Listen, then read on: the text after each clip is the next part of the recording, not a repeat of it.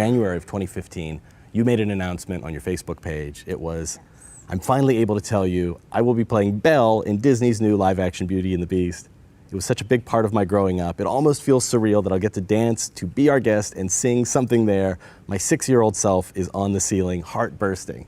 What changed between then and now? Like, what was the thing you didn't expect that you wish you'd known back then? Was it the singing? Was that the hardest part to learn? That it was all going to be okay, hands down. I think, you know, there were so many new things that I was taking on with the role. I'd never done a musical before, I'd never sung.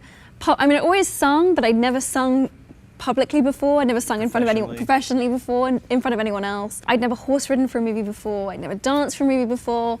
So like, I kind of went into this boot camp for 3 months before we started shooting, which was like singing 4 times a week, dancing 5 times a week, riding 3 times a week. Yeah, Belle boot Do you camp. ever combine them? Sing and ride a horse? All at the same time. Actually, I don't, thank God. I think my brain would maybe explode. Well, you didn't sound intimidated, you sound jubilant. My 6-year-old self is on the ceiling. On the ceiling, yeah, no. I mean, I feel so blessed to have already played one of my childhood heroes, which was Hermione, and then to get to play another one. I feel like that's almost unique to an actress to get to do that. So I was like, wow, this is.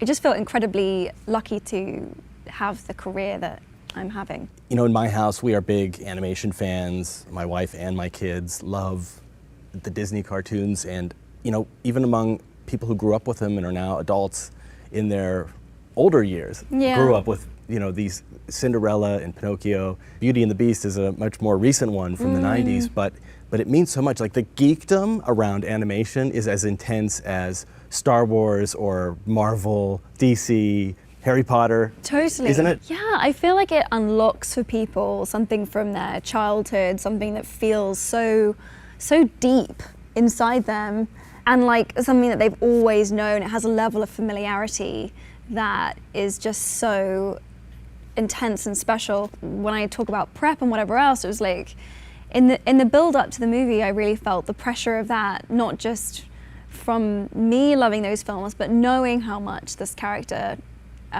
means to so many people. What was it you didn't want to change about her? Like, what do you think is fundamental to the character of Belle that needs to stay the same in both the animation and the live-action version? What I love about Belle is that she's kind of, if you look at her within sort of the category of those Disney characters, she's kind of the rogue.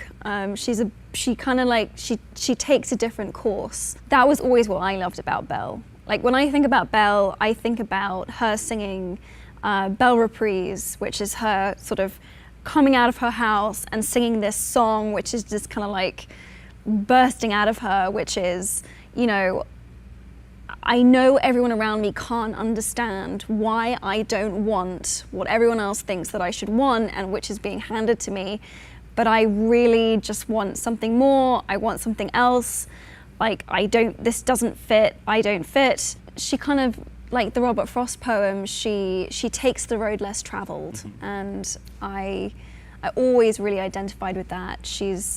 Belle is no sheep. She's really on her own, she's on her own path. She's friends with sheep, though. She's friends with sheep. She is friends with sheep, but she's on her own thing. And there's this like defiance, and that energy, that spirit was really what I identified with in her. That's like her Sound of Music scene too, where she runs up into the hills and she's kind of turning around and looking down at her town. And it's also an expression of loneliness, isn't it? Because she says that for once it would be grand to have someone understand. I have so much more than they have planned. And you get the sense of how isolated she is from everyone. Definitely, and I think that in the end is where Beast and Belle find their common ground, is because they both feel really lonely. They both feel like outsiders in their own world. Belle is kind of trapped in her surroundings, in her village, and Beast is trapped in this castle. And there's this sort of strange mirroring, there's this strange parallel where only when they're together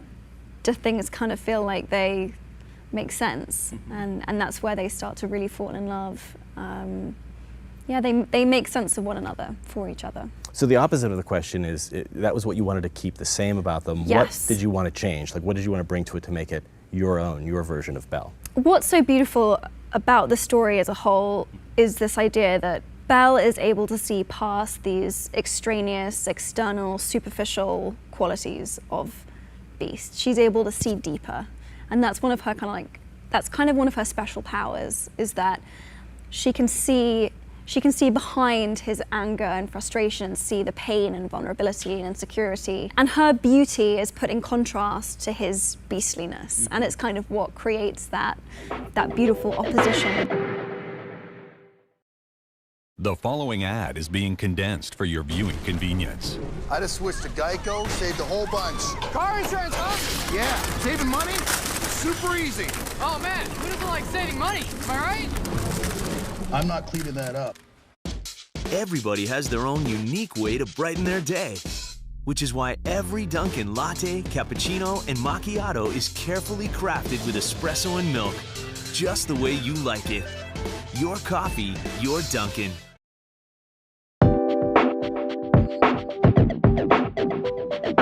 So in the original, you don't get much of a sense of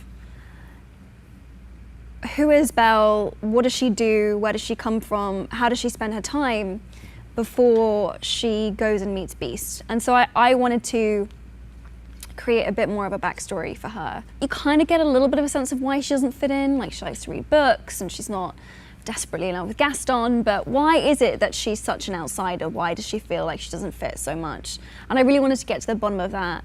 We kind of made her this mad, wacky inventor, which was originally kind of like her father was that role, and it kind of became more about Belle. Kevin Kline's character for my father became much more of this slightly frightened, slightly nervous, cautious, but very sensible, wise, loving father. So it was really fun to do that and add that on. Yeah, crazy old Maurice was but building instead, like a wood cutting machine. With but now it's Belle. Belle's like creating this mad.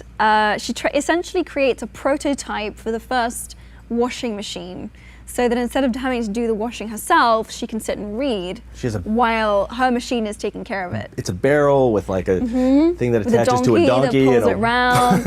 I know, it's a whole thing. Donkey-powered washing machine. Yeah, donkey-powered washing machine.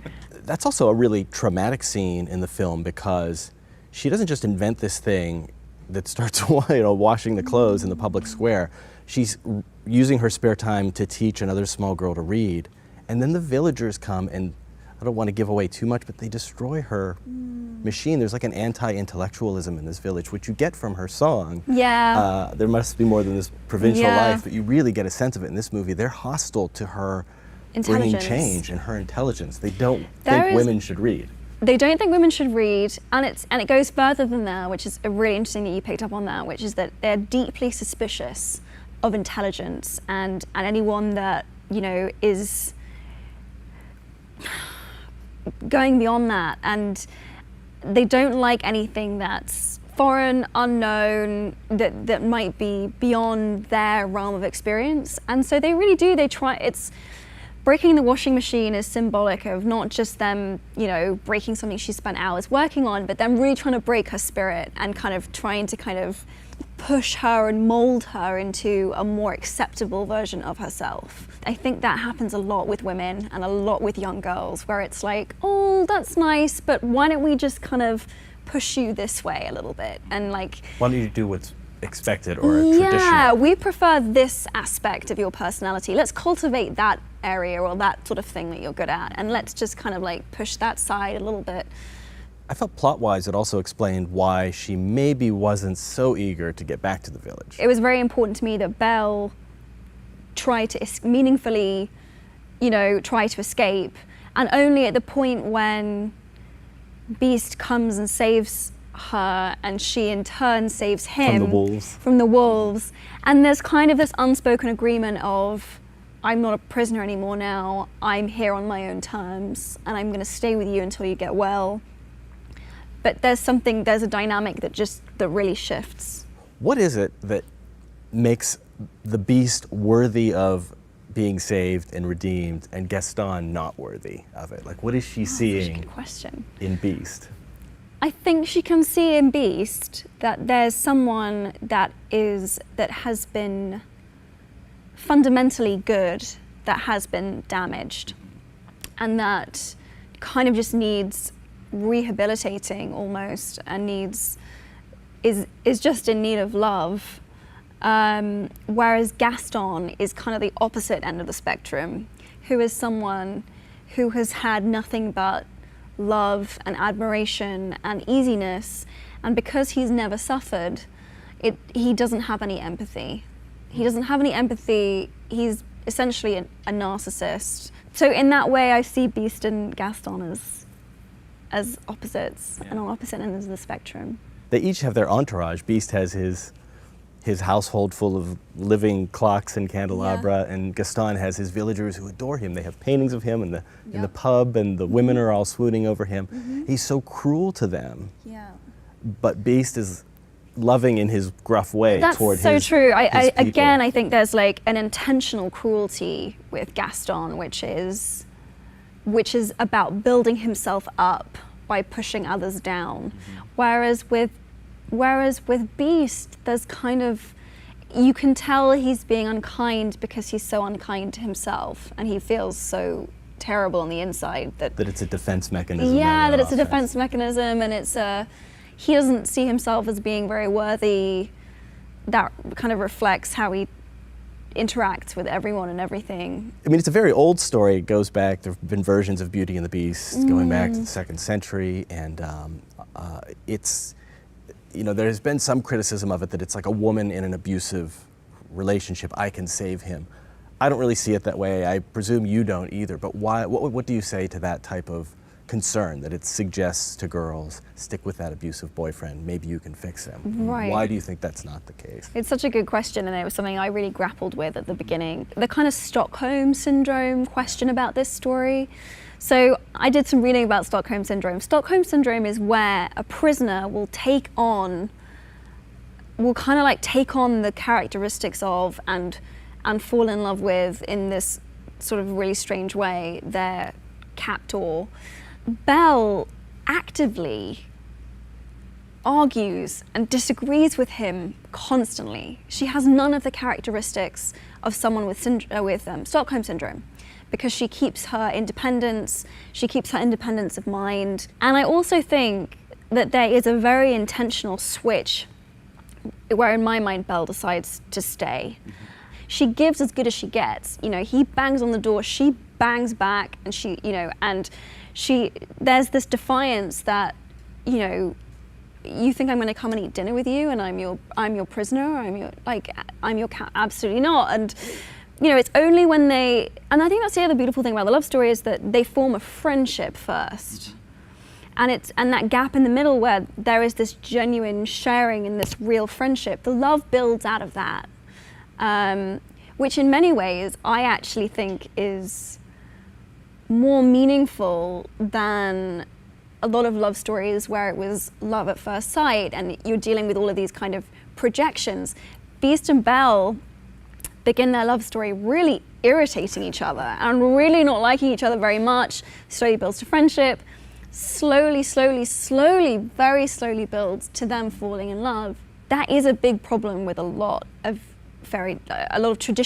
traditionally written fairy tales, is that you're like, so the girl's just gonna give up her entire existence and everything that's important to her for this guy. That's, and that seems to be like this recurring theme, which is like, whoa, this is, Even Belle but goes that way, because she's so in love with fairy tales at the beginning of the story and finding her Prince Charming. She does sing about her Prince Charming, but I think he's kind of, the sense that I got from Belle is that he's a bit of an afterthought.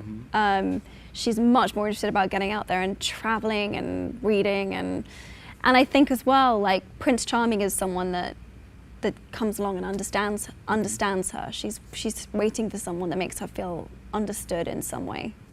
Now, did you have any conversations with Paige O'Hara, who voiced the character? I didn't know. Back in the animated days? It's interesting. I've done a few movies where I play, someone's played my character before, or that, my character exists in real life, and I've always chosen not to. I think because in the act of creation, you want to make sure that you're that you're bringing something individual and original, and a big part of it was wanting to stay faithful to the original telling. And I hope we really got the balance right of being like, okay, we're going to offer you some new stuff that you've never seen before, but we're also going to give you the heart of the original. Everybody has their own unique way to brighten their day, which is why every Dunkin' latte, cappuccino, and macchiato is carefully crafted with espresso and milk, just the way you like it. Your coffee, your Dunkin'.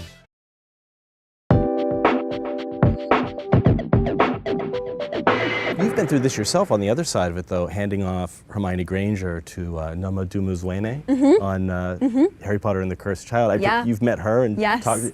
What are your conversations like about Hermione? Now this is a character you both share. Oh, it was so strange. It was so emotional seeing Noma's performance in a way that I had not anticipated at all. I went to the play really just oh, this will be great. I'll be interested to see. And didn't even realize until she walked in the room and just spontaneously just burst into tears. It was such an emotional moment for me, I can't tell you. But it was such a relief, because I think I'd played that character so intensely up until that point, to know that Hermione was going to be okay.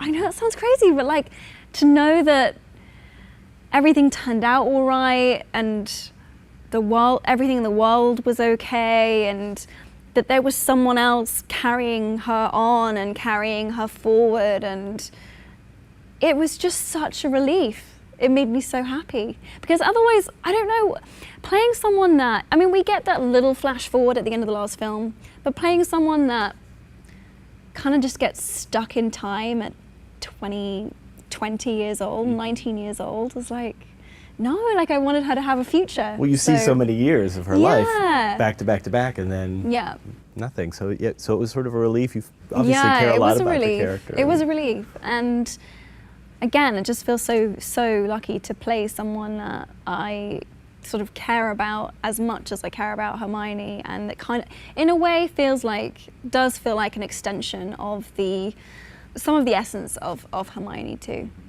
When you talk to her, do you feel like you have a mutual friend in Hermione, like you both know her so well? Oh, definitely. And that was the other weird thing, is that Noma was a complete stranger, but that I felt like I'd known forever. It was really, I can't tell you, there was just an instant intimacy, connection. Oh, we're totally on the same, yeah.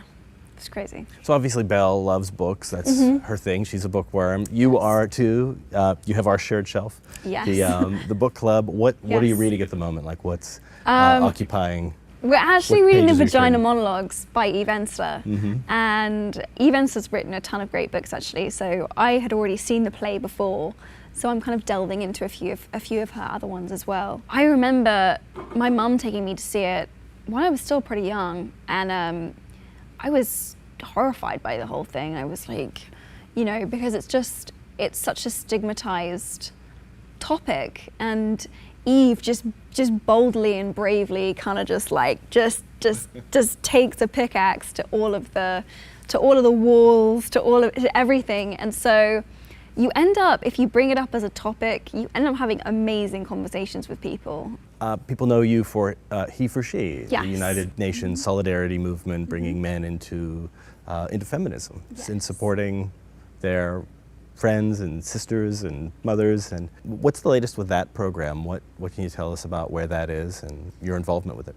Yeah, I think the other thing that was really important for me about that movement was men understanding that it was also not just them helping their sisters or their friends, but kind of in a way helping or saving themselves in order to make themselves more full and more human and more whole, and cherishing what we often consider to be feminine qualities, instead of kind of sweeping them under a rug or trying to pretend that they don't exist, or just generally devaluing them. What I would really love to focus on is there's a lot of missing data that we have about women and girls, and there's a lot of these gaps that I'd love to try and fill and get some more information on, because when you can show the data on something, it makes something visible, and you know, it's very difficult to treat a problem that you just don't have. Like what kind of problem?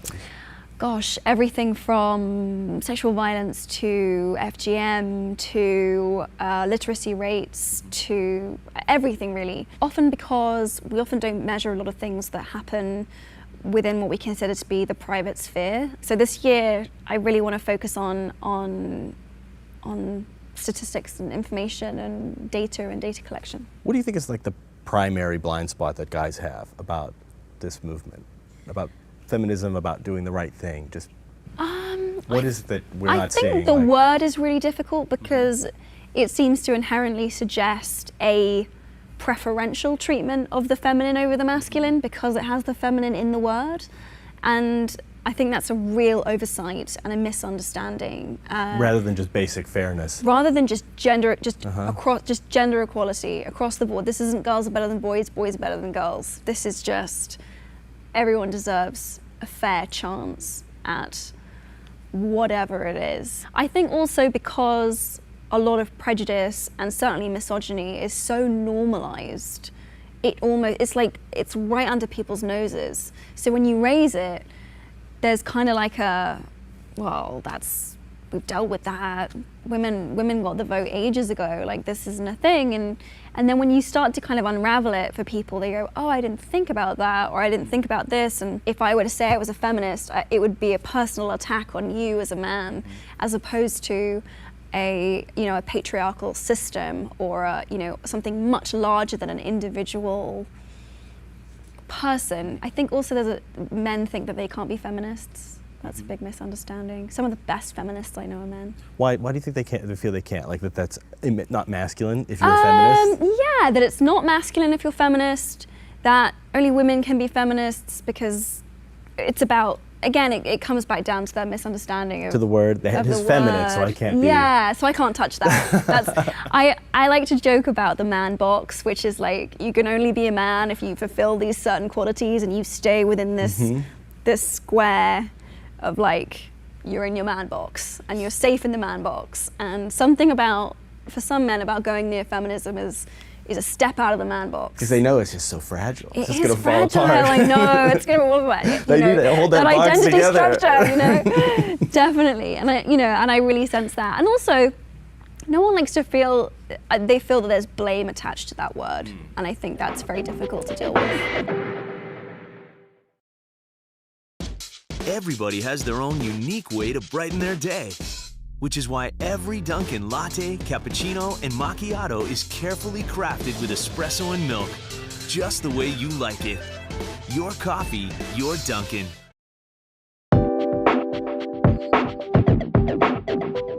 What do you think it is in pop culture that makes guys so resistant to women as like superhero characters?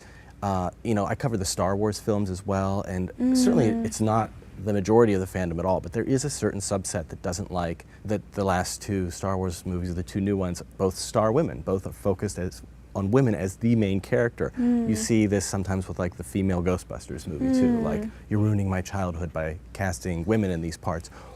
Why is it they don't accept women in these roles when women have been accepting guys in these roles for a long time and love Star Wars and Luke Skywalker even though he was a boy and they weren't? What is it that, why are women able to accept it and guys are not? Well, it's something that they're not used to and they don't like that. Anything that deviates from the norm is difficult to accept. I think if you've been used to watching characters that look like, sound like, think like you, and then you see someone up on the screen that you go, well, that's a girl, she doesn't look like me. I want it to look like me so that I can project myself onto the character. Whereas women are great at doing that anyway. We see whoever it is on screen and we recognize the human qualities in the man that we relate to, and there's not such a gap, but for some reason, there's some kind of barrier there where they're like, I don't want to relate to a girl. Often I feel like, the superheroes that, if I asked a young boy what superhero they looked up to, I feel a lot fewer would say a female one or would ever use an example of a Wonder female Woman one or Black Widow, yeah, they wouldn't. than in reverse, which is a shame because I feel like we need to live in a culture that values and respects and looks up to and idolizes women as much as men. So I think that's starting to slowly change, but it is something that I feel like it does actively need to be addressed. You hear people talk about, you know, obviously Carrie Fisher just passed away, and women will talk about how important that character was to them. Yeah. Princess Leia was a touchstone. For me, I have a 7-year-old daughter, and Rey is her Touchstone. idol. Like, and she loves Princess Leia too, but Rey is for her. Do you Yeah. feel like Hermione is on that spectrum too? That Definitely. do you hear from, I guess, little girls now, but also people who were in their 20s who grew up with your films, that they connected with Hermione? She was smart, and she wasn't ashamed of that. No. She wasn't too concerned about winning over the boys. No. She was more interested in being herself, except for when she had Polyjuice Potion. I feel like, yeah, yes, 100%. But I feel like, you know, Hermione was that perfect example of turning on its head this initial prejudice that she gets, which is that you're bossy, you're this, you're that. But Hermione finds a way to wield her intelligence and become really the leader in this group of 2 other boys, and that's kind of the role that she assumes. Harry is much more intuitive. Ron is just along for the ride. Hermione is the one with the plan. You know, she's the one with the plan. She's in control, and I think somehow that gave other women permission to feel that they were allowed to take up space, and they were allowed to do that. And what's so fundamentally beautiful about Hermione is her loyalty to that group of friends. In a way, she's really the glue that keeps that trio together. So her role it's fundamental, and the boys know it, and they really treat her with respect, as if they know that. Yeah. Did you face that growing up? Did you have people telling you to do, as we talked about with Belle, to stay a certain way, focus on certain things? What type of obstacles were thrown in your path? The amount of positive feedback I would get from looking pretty and like putting on a nice dress and smiling nicely and doing all of that, the amount of like affirmation and validation that would come with me spending time doing that versus studying for months and reading something interesting and being passionate about something and talking about it. I mean, that would barely get a side glance, but like there's so much. So if you showed up on a red carpet looking beautiful, you'd get a lot of attention for that. But if you gave a speech or talked about something as a young woman when it just felt really, this is really depressing. Like I've put so much of myself into whatever this thing is, and ultimately all anyone seems to care about is this other thing. That's not just me. I know I'm in a very unusual and unique set of circumstances, but I have lots of other female friends who'll be like, I gave a presentation, it was 20 minutes long, and someone just said, oh, like, why are you wearing that weird pantsuit? And they were like, that's what you took away from 20 minutes of what I just said? You know, it's like, it's really hard. So I think that's a tough one. I think that's a really tough one. You had a choice. I mean, you went to college, and you had a choice then to either continue acting or pursue something else. You majored in English literature, is that right? What made you decide that acting was then going to become the main event and not just something you used to do? Perks of Being a Wallflower. Really? Really. Yeah, it's so funny because I went to college and I was genuinely kind of like, well, I'm going to go study and then I'll kind of like, I'll see what happens. And then Steve sent me the script for Perks of Being a Wallflower, and I went and I sat down with him, and it just reignited this. I was like, had you read the book before you read the script? No, I hadn't. So I read the book and it just gave me this weird compulsion. I was like, I have to tell this story. You know, oh my God, if I don't do this, nothing else makes sense. Like, I don't want to spend my time doing anything other than making sure that this movie gets made. I must go to Pittsburgh. I must go to Pittsburgh. I must get funding for this movie.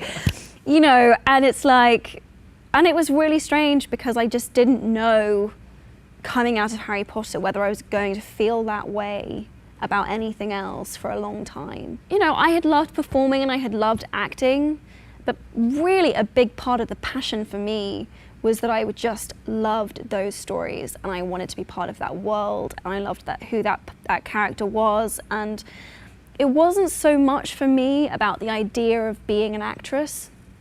It was the idea of, like, I just want to be part of this. And Perks and working with Steve and feeling that I had something else to give and offer was what really did that for me. Do you write?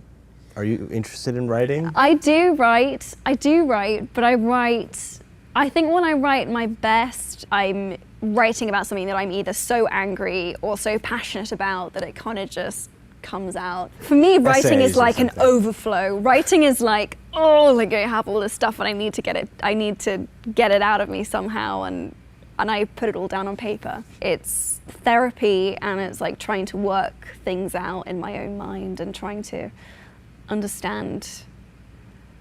It's trying to understand better what's going on in here. The following ad is being condensed for your viewing convenience. So I just switched to Geico. What took you so long? I know, I saved a ton of money on car insurance. That's what I'm talking about. Geico also gives you 24/7 access to licensed agents. Booyah!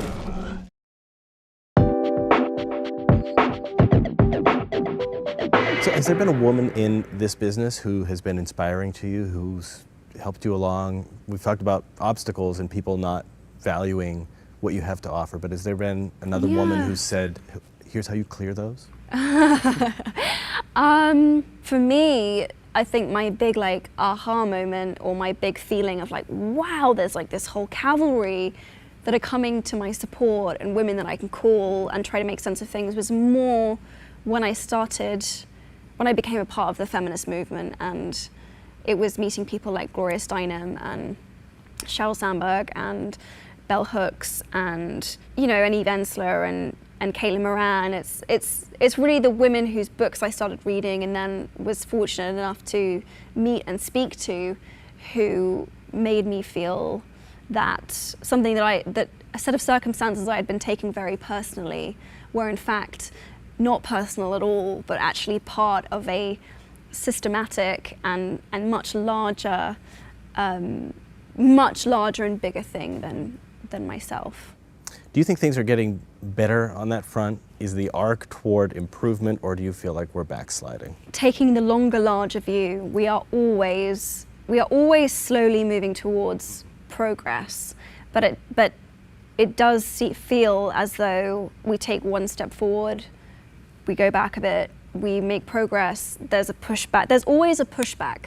When anything comes under pressure, when anything is difficult, one of the first things to go, or one of the first things that tends to be attacked, when people are, is women's rights, is women's reproductive rights. Women's liberty is one of the first things that people try to curtail. It's an easy way to try and feel that things are being better controlled if women are kept nicely and neatly in their place. There's a lot of talk in this business about female directors, and women are editors, they're writers, they're producers, but there are very few female directors overall. Why do you think that is? Oh, we're not even on the scale.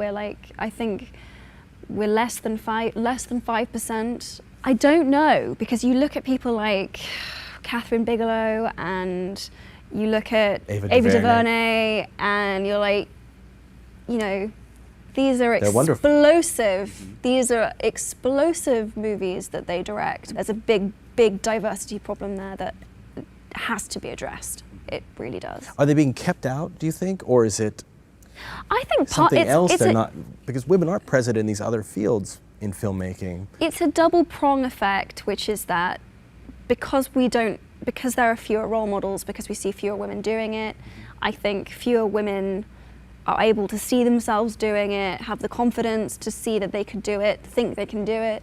So it's partly internal, and then I think it's also external. There's just a blanket level of prejudice about women's capacities in that role, and just a lack of confidence of just like, I'm going to give you that check for X million dollars to go and make this movie. They just, there's a gap there that doesn't seem to be able to be bridged. I don't know if it's a trust, you know, I don't know what it is. That there's like some psychological hang up among the people who have the power to greenlight these things, that they don't give that shot to a young female director. Yeah, and I think also there's a genre idea of like, well, this is a movie about buildings exploding and fights and superheroes, so a woman can't direct that. This has to have a man directing it because it's about explosions and fights and stuff, so only a guy can do that. It's like, you know, there's just kind of there's a way that things have been done for a very long time, and you know, you almost need to like open up new neural pathways in people's minds. You need to expand people's vision. You need to get people out of